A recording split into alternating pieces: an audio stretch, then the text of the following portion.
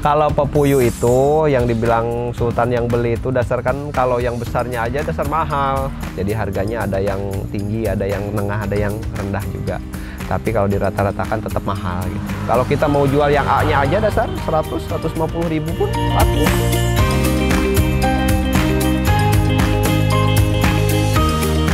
Tahun yang lalu itu kami coba satu buah kolam, ternyata memang bisa berhasil. Masukkan bibit 5.000 ekor, dapat 350 kilo. Keberhasilan di situ memang lumayan.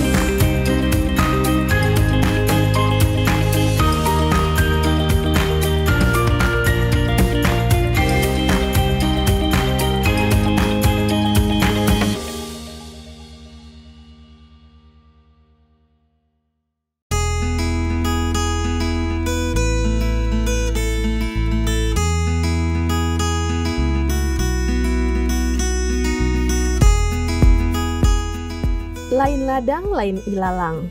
Lain lubuk, lain ikannya. Lain koki, lain masakan. Pepatah itu kerap dilontarkan Dirjen Perikanan Budidaya TB Hairul Rahayu untuk menggambarkan keberadaan ikan papuyu di Kalimantan. Dagingnya yang empuk, dengan rasa gurih sedikit manis, membuat rasa ikan ini sempurna saat menjadi santapan. Karena rasanya yang lezat, rumah makan di Kalimantan biasa menjadikan ikan papuyu sebagai menu utamanya. Tapi ingat, kita juga mesti tetap hati-hati terhadap durinya. Di Kalimantan, ikan papuyu memang memiliki tempat tersendiri. Dengan harganya yang fantastis di pasaran, menjadikan ikan ini sebagai makanan favorit di kalangan masyarakat. Tidak heran, ikan ini kerap dijuluki sebagai ikan sultan. Sehingga meskipun dibanderol dengan harga 120.000 per kilogram, permintaan pasar masih tetap tinggi. Harganya bahkan bisa mengalahkan udang faname yang dibanderol harga 80.000 per kilogram. Memiliki keunggulan di pasar Kalimantan tentu menjadi daya tarik tersendiri bagi petani ikan untuk membudidayakannya. Budidaya papuyu menjadi peluang usaha yang sangat menguntungkan. Salah satu pembudidaya asal Banjar, Kalimantan Selatan, Ocim Karsim, terbilang sukses membudidaya papuyu. Sampai sekarang, lelaki asal Ciamis, Jawa Barat ini terus melakukan budidaya papuyu bersama kelompoknya di Banjar.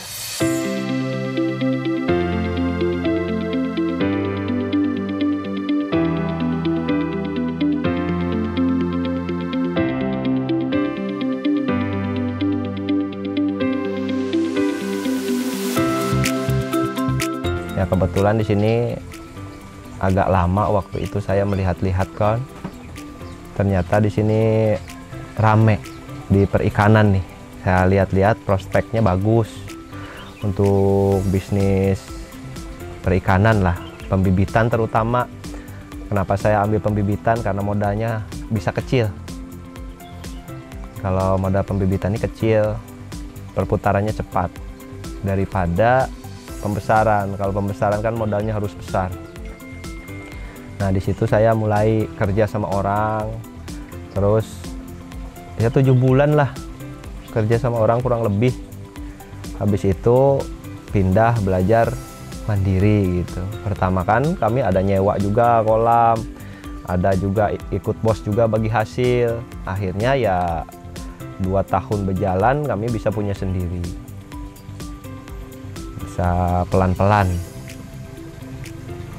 Pelan-pelan kita ngumpulin sedikit-sedikit, nah sampai akhirnya seperti sekarang. Kalau masalah tentang ikan, pertamanya mungkin 4 tahun yang lalu saya emang otodidak, nggak pernah ada pendidikan formal, pendidikan khusus itu di ikan nggak ada. Saya nggak ada background di situ. Cuma kesininya ya lo saya kenal sama bubuhan mandi angin nih, bubuhan BBAT. Dari BBAT mandi angin ya mereka lah yang bisa kami ajak sharing, bisa bimbingan lah intinya. Apa kami sharing intinya dalam hal ikan ini kan kita bisa datang ke sana, melihat-lihat di sana.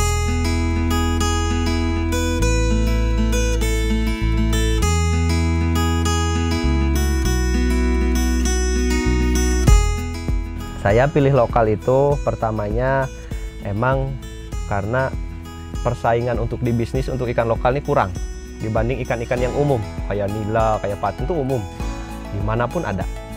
Nah, saya lari ke lokal, emang pengerjaannya susah, tapi untuk bisnis lebih menjanjikan menurut saya. Yang pertama, yang keduanya kita peduli sama alam lah intinya, sama lingkungan kita loh. Ikan ini tiap hari ditangkap ikan-ikan alam nih, tapi nggak ada yang membudidayakan. Nah di situ, jadi kita coba untuk membudidayakan ikan lokal supaya habitatnya di alam tuh bisa tetap ada lah, tetap lestari. Kalau saya untuk besarin enggak, jadi saya itu jual bibit. Pembesaran enggak saya.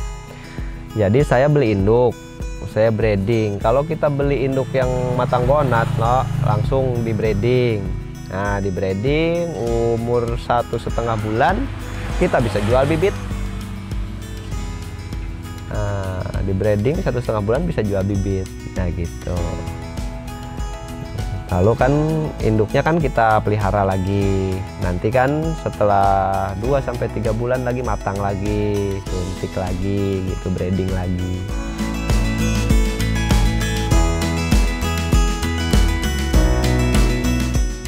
Kalau untuk penjualan, untuk pembeli, untuk di wilayah Kalsel, Kaltim, Kalbar ya, sama ya pokoknya di wilayah Kalimantan aja masih belum bisa terpenuhi sebenarnya dengan banyaknya pembudidaya tuh.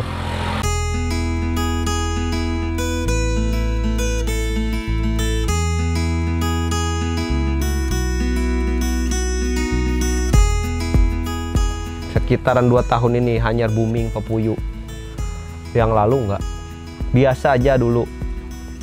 Mungkin tahun-tahun ke belakang. 2 tahun ini bang yang bisa dikatakan spesial untuk pepuyuh. Banyak pembesarannya orang yang tertarik. Kalau untuk pepuyuh lagi pandemi itu ya kalau bibit pembesaran ramai juga. Cuman emang kalau daya beli masyarakat mungkin berkurang karena emang harganya sih itu kalau di Kalimantan mungkin ikan-ikan sultan lah yang ini kan. Kalau pepuyuh ini ya sama lah kita konsumsi daging sapi ibaratnya kan.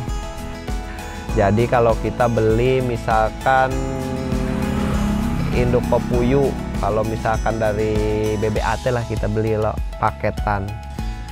Misalkan kita beli 2 paket yang matang gonat misalkan lah, kita breeding, anggaplah modalnya kan 500.000 untuk beli induk, 500.000 loh. Nanti kita breeding, anggaplah obat 300.000, jadi 800.000 modal nyuntik breeding sama induk. Nah nanti turun ke kolam pepuyuh itu, turun larvanya ke kolam, modal 800 tadi. Anggaplah umpan misalkan habis 3 sak, 4 sak lah sama yang ini, 4 sak kali 250 1 juta. Jadi modalnya anggaplah 2 juta kita bulat-bulatin untuk pepuyuh. Nah anggaplah nanti panennya kita 80.000.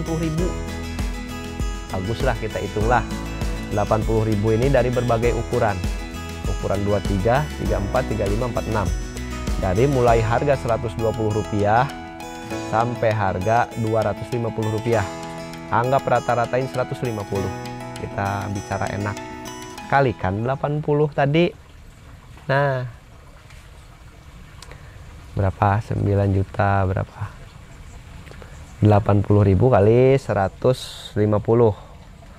Nah, kisaran itu ambil tadi modalnya misalkan 2 juta. Nah lumayan kan.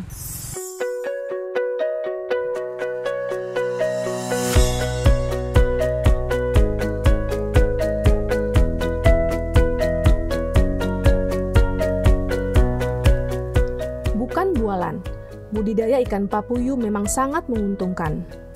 Keberhasilan tersebut juga dirasakan Sarkani, warga desa Karangintan, Kecamatan Karangintan, Kabupaten Banjar, Kalimantan Selatan. Dia tekun membesarkan papuyu hingga siap dipasarkan. Kelompok budidaya ikan atau Pokdakan Papuyu Sakti Banjar yang dipimpinnya tergolong sukses memasok kebutuhan pasar papuyu di Kabupaten Banjar. Pembesaran ikan papuyu ini seperti halnya ikan-ikan yang lain. Ya mudah lah, artinya apalagi kita di kolam. Artinya sudah kita lempar aja pakan, itu tidak akan larut kemana. Beda dengan kita yang di Jala Apung misalnya. Kalau Jala Apung ini kan harus kita perhatikan, kita tunggu, kita lempar sedikit-sedikit. Kalau di kolam ini kalau pakan apung, sekali lempar aja kalau kita mau cepat 5 menit sudah selesai satu kolam. Nah, satu keberuntungan dari kita yang melihara pembesaran papuyu ini karena juga dari segi harganya juga lumayan bagus lah begitu.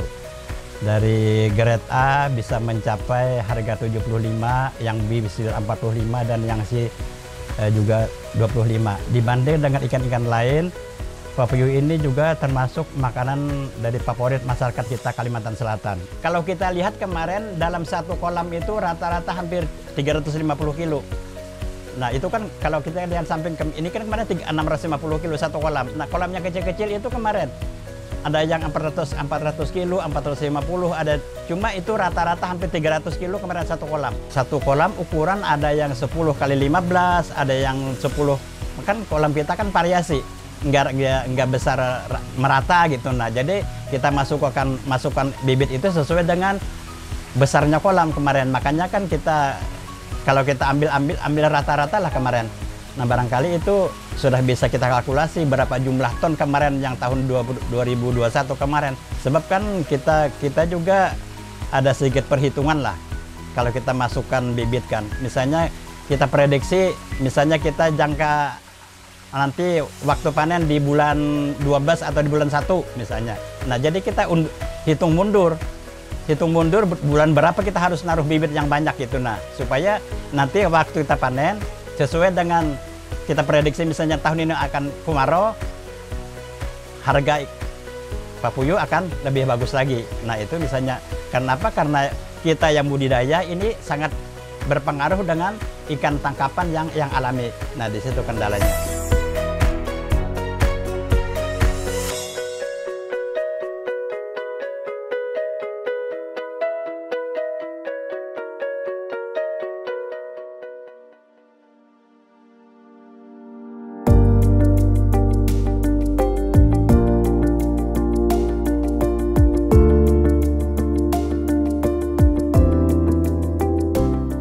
Menyukseskan program terobosan KKP Accelerate, pemerintah terus mendorong pengembangan kampung perikanan budidaya papuyu sebagai ikan endemik yang syarat dengan kearifan lokal atau local wisdom.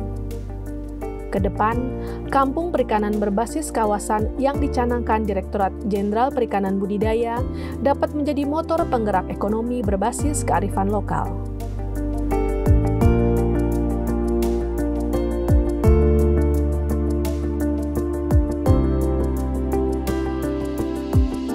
Kami sebagai salah satu unit pelaksana teknis perikanan budaya saat ini juga mempunyai tugas untuk bagaimana mensukseskan program dari Kementerian Kelautan dan Perikanan, di mana ada 3 program terobosan dari Bapak Menteri Kelautan dan Perikanan yang ditugaskan kepada kami. Itu ada 2. Yang pertama terkait dengan pengembangan komoditas-komoditas unggulan untuk ekspor, dan juga terkait dengan pengembangan kampung-kampung budidaya yang berbasis kearifan lokal. Nah, UPT kami ya di BBAT Mandi Angin ini kebetulan menjadi salah satu penanggung jawab untuk pengembangan kampung-kampung perikanan budaya yang berbasis kearifan lokal. Ya, khususnya untuk bagaimana keberlanjutan lingkungan dan juga untuk mengatasi terjadinya kepunahan yang ada di alam. Kami di BBAT Mandi Angin itu mempunyai teknologi-teknologi terkait dengan budidaya ikan-ikan lokal yang mempunyai nilai ekonomis tinggi, yaitu antara lain nih, ikan gabus haruan, ikan papuyuh, ya, ikan jelawat, ikan belida, ikan baung, ya, dan juga ikan-ikan endemik lainnya. Nah, saat ini untuk mendorong itu kami fokus untuk bagaimana kita melakukan akselerasi dalam rangka mempercepat pelaksanaan atau terwujudnya program-program terobosan dari Pak Menteri itu. Ya, saat ini kami ditugaskan untuk melakukan pendampingan teknis, ya, di beberapa provinsi khususnya untuk pengembangan ikan lokal, yaitu antara lain di Provinsi Kalimantan Selatan ini kita ada 3 kabupaten kota. Yang pertama di Kabupaten Banjar itu untuk pengembangan kampung ikan papuyuh, ya. Yang kedua di Kabupaten HSS itu Hulu Sungai Selatan itu untuk pengembangan komoditas gabus haruan. Yang ketiga di Kabupaten Hulu Sungai Tengah juga untuk pengembangan kampung ikan gabus haruan. Mengapa kampung papuyuh dan kampung gabus haruan ini sangat penting untuk diakselerasi? Yang pertama adalah bahwa komoditas-komoditas ini khususnya papuyuh dan gabus haruan ini mempunyai nilai ekonomis yang sangat tinggi. Ya, di Kalimantan Selatan ini ikan papuyuh itu sangat digemari oleh masyarakat, pangsa pasarnya sangat tinggi dan harganya cukup tinggi, bahkan bisa mencapai 120.000 per kilo. Ya, ini tentunya menjadi salah satu alasan kenapa kampung-kampung budidaya untuk 2 ikan endemik ini perlu didorong di Kalimantan Selatan. Balai Perikanan Budidaya Air Tawar Mandi Angin yang merupakan kepanjangan tangan Direktorat Jenderal Perikanan Budidaya telah mengembangkan indukan dan benih papuyuh unggul. BPBAT Mandi Angin berhasil menggunakan teknologi bioflok sehingga pertumbuhan papuyuh lebih cepat dan lebih besar. Karena lebih mudah, kini teknologi yang dijalankan di BPBAT Mandi Angin juga sudah mulai diterapkan di masyarakat. Jadi kalau konvensional itu yang pertama dia kepadatannya per meter persegi itu sekitar 50 ekor. Nah, kalau bioflok ini dengan teknologi bioflok itu kepadatannya bisa ditingkatkan sampai 4 sampai 5 kali, bahkan bisa sampai 8 kali. Jadi kalau kami di sini 4 kali 200 ekor per meter persegi. Tapi memungkinkan masih ditingkatkan menjadi 400 ekor per persegi. Kemudian yang kedua juga untuk lokasi atau wilayah untuk pemeliharaannya juga bisa di tempat yang tidak memerlukan tempat yang luas atau terbatas. Jadi di samping rumah pun cukup dengan 2, 4 atau 6. Jadi sesuai dengan kemampuan kita untuk melakukan budidaya ikan pembesaran ikan papuyuh ini. Keunggulannya cukup banyak sebetulnya. Jadi kalau untuk pakan kita bisa menekan FCR. Karena teknologi bioflok kan kita membentuk bioflok dalam media itu. Jadi kita bentuk bioflok. Nah, itu bisa jadi sebagai alternatif pakan ikan papuyuh itu sendiri. Kalau konvensional dia pakannya terbatas hanya pada pakan pelet itu sendiri. Jadi nggak ada pakan lain. Untuk FCR kalau untuk ikan lokal papuyuh itu FCR-nya bisa mencapai 2,5 sampai 2, bahkan ada yang 3. Tapi untuk bioflok kita bisa menekannya di bawah 2, 1,5 sampai 1,8. Jadi cukup jauh memang. Sepanjang yang kami lakukan itu memang bisa mempercepat antara 1 sampai 2 bulan. Jadi kalau biasanya kita pelihara ikan papuyuh dengan konvensional itu di kolam semen itu bisa sampai 8 bulan, apalagi di kolam terpal yang sumber makanannya dari luar itu sangat terbatas sekali, itu bisa 8 sampai 10 bulan. Kalau dengan teknologi bioflok itu kita bisa memperpendek 2 bulan, bahkan 6 bulan pun kita bisa panen dengan ukuran 1 kilonya itu 10 ekor sampai 15 ekor. Kalau untuk yang terutama yang sama sekali dari nol yang tidak tahu budidaya sama sekali, teknologi ini sebenarnya mudah.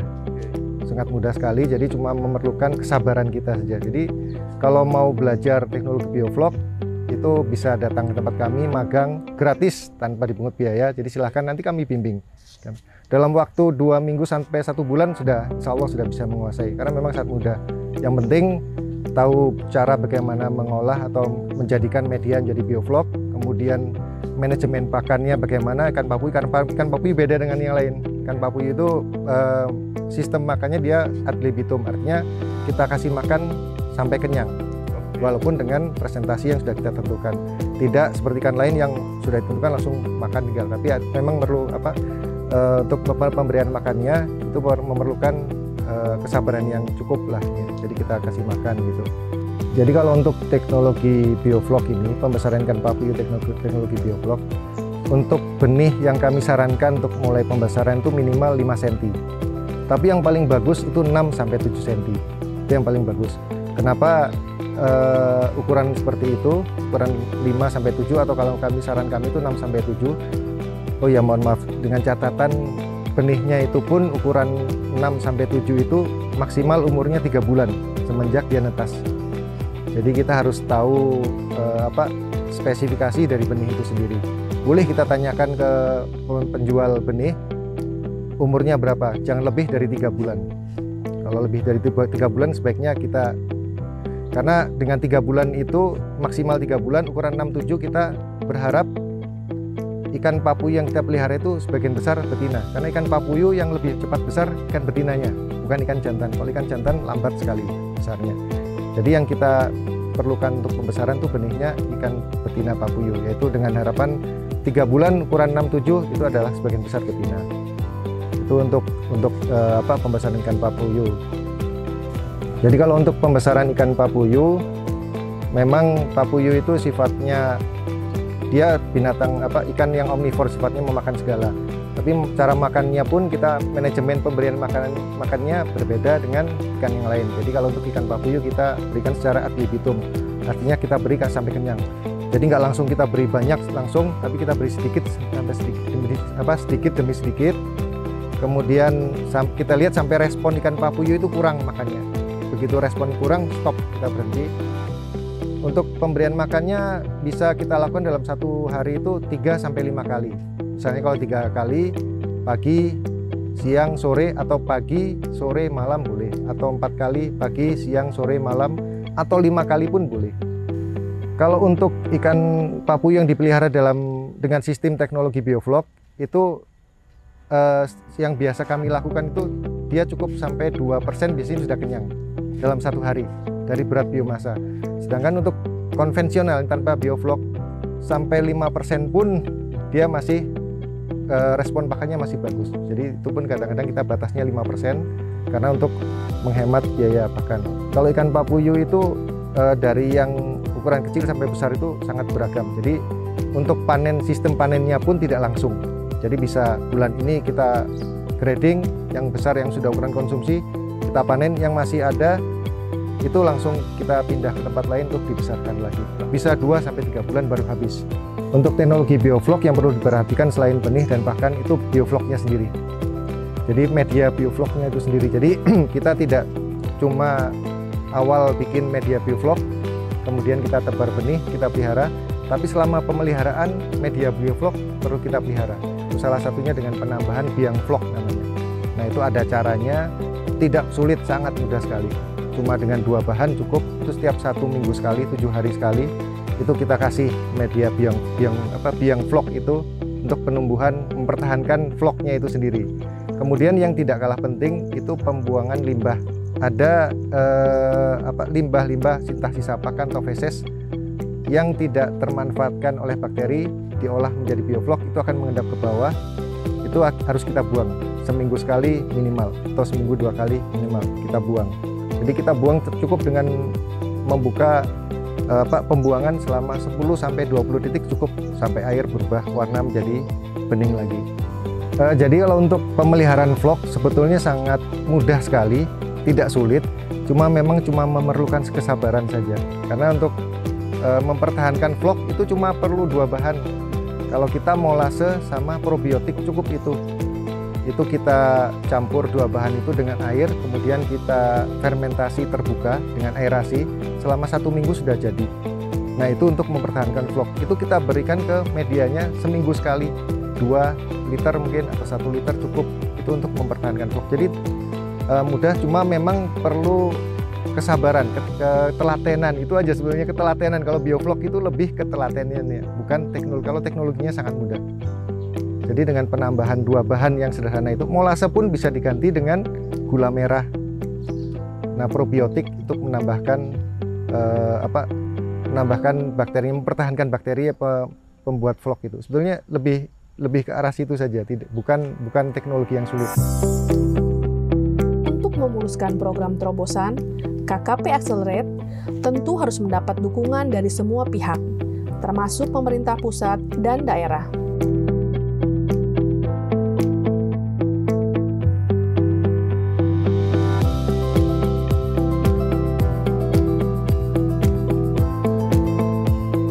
Kecamatan Ngaragintan kita jadikan sebagai salah satu kawasan yang khusus untuk budidaya ikan lokal, khususnya ikan papuyu.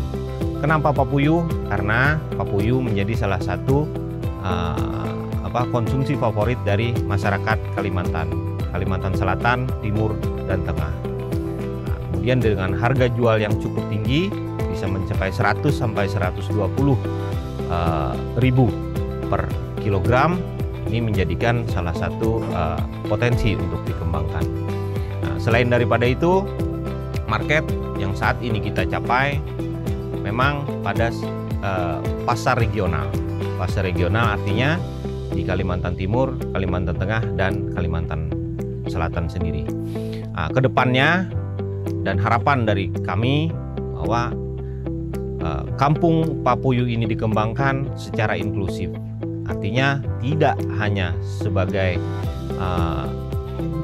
penanganan di sektor budidaya, tetapi juga sebagai salah satu penciptaan lapangan kerja.